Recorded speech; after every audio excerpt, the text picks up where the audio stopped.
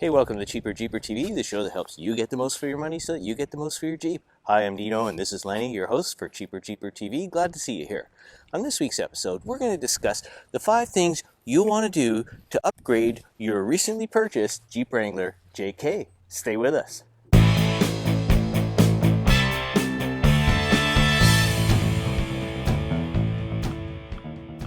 Before we get into discussing the upgrades, let's have a quick look at our recently purchased 2012 Jeep Wrangler JK Sport Unlimited. But keep in mind, in this week's tip segment, I'll give you some ideas on things to look for when looking to buy a used JK. Let's have a look at the unit we've got. Hey, that's a good sign. I don't see rust in the usual places.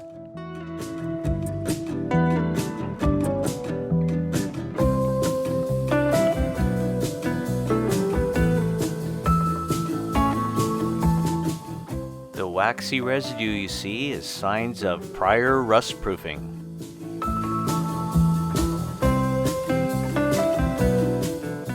The interior looks pretty nice.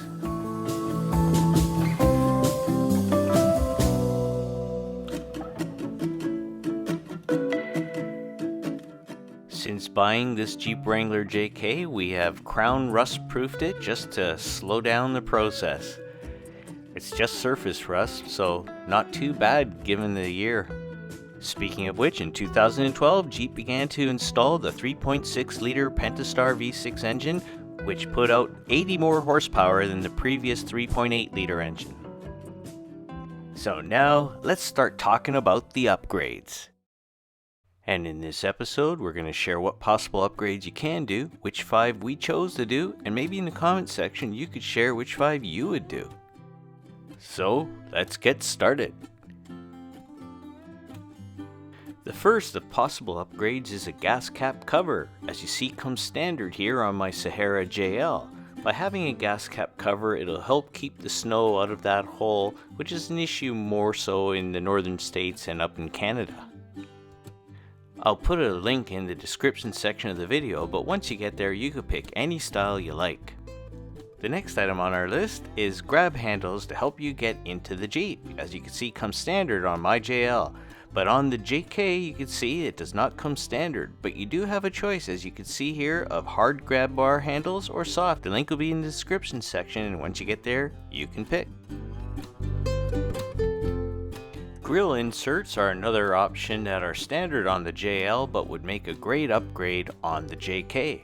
Ours already happens to have it, and it serves a great purpose of protecting the radiator from stones. If you look online, you'll see all kinds of styles and colors. New or metal hood latches like you see here on my JL would make a useful upgrade on a JK. Over time, the stock rubber hood latches degrade and cause hood flutter.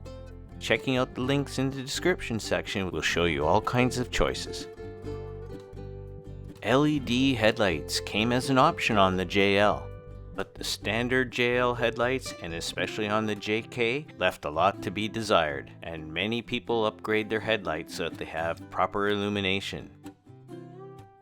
I'll provide links for LED options, but I'll also provide a link for a less expensive option of installing a brighter bulb. I'll also have a link in the description section to a website that offers a review on this light bulb. A modern day stereo with Apple CarPlay and Android Auto is a real luxury these days, but fortunately for JK owners, you can buy an aftermarket unit which has those features, including a rear view camera option where you can have the camera's image on your screen. The provided link to the Sony AX1000 is included because it was very popular on the forums and people liked the fact that it had a dial knob for the volume. Although you can go on forever discussing upgrades, we'll end this segment with our last upgrade suggestion, and that is tires. Jeepers frequently want to upgrade their tires to having a tire with a more aggressive look. My recommendation is to buy a tire that has the snowflake rating on it, so it could double as your summer tire as well as your winter tire. And here in Ontario, we also get a break on our insurance if we have the snowflake rated tire in the winter. And although this isn't an all-inclusive list, it's enough for us to go on for now. And so here's our top 5 upgrades that we're going to do to the Jeep in order of priority. First and number 1 on our list is tires, for safety reasons and of course looks. Second, LED lights, for the same reasons. Third, grab bar handles for comfort. And fourth, the fuel cap cover, just to make it easier to fill the gas in the winter time.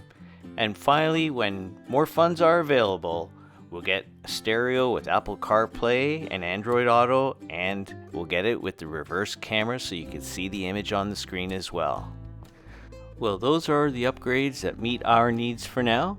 Perhaps you have some other suggestions. Please feel free to include them in the comments section below.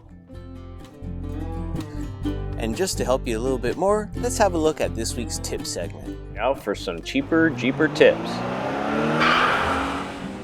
In this week's tip segment, I'd like to share with you some things to keep in mind if looking to purchase a used JK. For example, before 2011, Jeep Wrangler JK had a different interior. If you're partial to this one, this came out in 2011. And in 2011, they still had the 3.8 liter engine, but in 2012, the Jeep Wrangler JK came out with the 3.6 liter Pentastar, which came out with over 80 more horsepower. That, I think, makes the JK from 2012 to 2018 a desirable proposition. I would suggest reading the forums on any possible issues with this engine. For example, the 2012s and 13s have an extended warranty on them. Plus, the forums will indicate to you that there were some issues with oil cooler leaks and heater core issues. So I'd recommend that you read up on those matters, and if you're looking at a used JK, investigate whether or not those issues were addressed. And of course, you may find some corrosion around the hinges and the cowl and on the frame. And depending on how much money you have available to purchase a Jeep and where you live, it might be pretty hard to find a good Jeep with not too much rust. But if there's perforation on the frame, I would avoid that Jeep. Well, hope you found that interesting. Now let's hear from our subscribers. And now for subscribers' tips. Hey Cheaper Jeeper TV, just a tip. If going in somewhere and it's an iffy spot already, have the winch line pulled out and wrapped around the front and the clutch for the winch not in the free spool mode, as well as already have a strap hooked to the back end of the Jeep. Signed, Dazed Man. That was a subscriber tip after viewing our Essential Off-Road Recovery Gear video. Thank you very much, Dazed Man. Those are excellent tips. And if you have any excellent tips that you want to share with our Cheaper Jeeper TV community, feel free to share them in the comments section below. Thank you very much. Hey, that's it for this week's episode of Cheaper Jeeper TV. Lenny and I hope that you found it interesting, and if you did, please remember to give it a thumbs up, and if you haven't already, click the subscribe button and click that alert bell so you'll be notified when the next video is released. Until the next time, I'm Dino, this is Lenny for Cheaper Jeeper TV.